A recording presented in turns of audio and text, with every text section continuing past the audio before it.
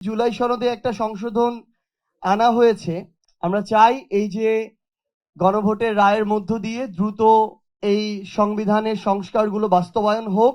আমরা আদিবাসী, উপজাতি, ক্ষুদ্র নৃগোষ্ঠী এই ভেদাভেদগুলোকে একপাশে রেখে আমরা বরং সবাইকে জাতি বলে সম্বোধন করতে চাই, যেটা আমাদের জুলাই সনদে অন্তর্ভুক্ত করা হয়েছে।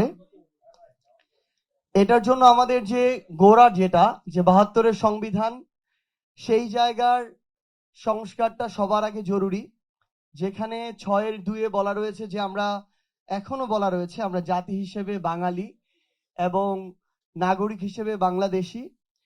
তো জাতি হিসেবে আসলে আমরা সবাই তো বাঙালি না, এটাই তো সত্য।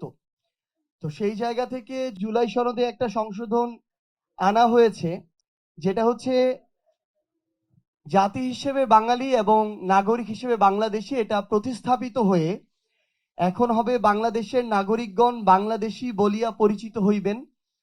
আমরা চাই এই যে গণভোটের রায়ের মধ্য দিয়ে দ্রুত এই সংবিধানের সংস্কারগুলো বাস্তবায়ন হোক এবং আমরা এই যে বিভক্তি, এই বিভক্তিটা আর চাই না। বাঙালি অবাঙালির এই বিভক্তি চাই না। আমরা সবাই বাংলাদেশি, জাতি হিসেবে কেউ বাঙালি, কেউ চাকমা, কেউ মারমা, কেউ হয়তো অন্য কোনো জাতির। এবং আমরা শুধু আপনাদের উদ্দেশ্যে এইটুকু বলতে চাই যে ৭২-এর সংবিধানে এই যে একটা জাতিবাদী, বর্ণবাদী যে একটা টান রয়েছে, যেটার সংস্কার জুলাই সনদের মধ্যে রয়েছে, এই ধরনের আমাদের কিছু একদম গোড়া থেকে, আমাদের সৃষ্টি লগ্ন থেকে যে সমস্যাগুলো রয়েছে সেগুলোর সমাধানটা অতি জরুরি। এবং আমরা পাশাপাশি এটিও আমাদের জায়গা থেকে জানিয়ে রাখতে চাই যে আমাদের রাষ্ট্রীয় অখণ্ডতা এবং সার্বভৌমত্বের প্রশ্নেও আমরা আনকম্প্রোমাইজিং।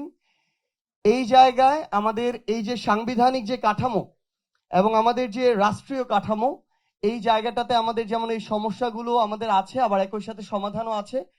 আমরা আহ্বান করব সরকার বলি, বিরোধী দল বলি, রাজনৈতিক দল কিংবা যত অংশীদার আছে, আমরা সবাই একসাথে মিলে অন্তত আমাদের এই সার্বভৌমত্ব এবং অখণ্ডতার প্রশ্নে ঐক্যবদ্ধভাবে কাজ করব।